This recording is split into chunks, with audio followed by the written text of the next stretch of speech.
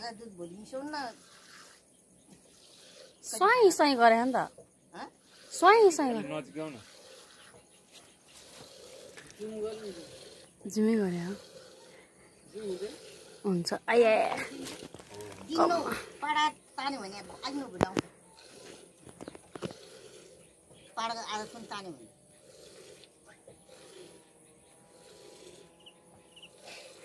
भने पाडा त 2 महिना भयो भने हैन 8 गतेले महिना पुगेर यति आनी अब भदौको 8 गतेले 2 महिना पुग्छ कतानमा आन्टी मेलमा हो ढालेरा हरे मगु लौदिन पनि पाडालाई पिसो मसिन परेको हेर ओइ उले के हो राङले दशैं राङले दिनलाई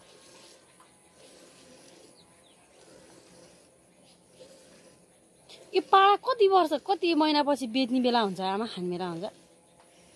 दुध छोडेपछि आमास्ले दुध छोडेपछि आगो गोरु पनि खिचेर लिएर जा काठमाडौँमा बस्दै हेर्दै गर गोरु बाह्रा सबै खिचेर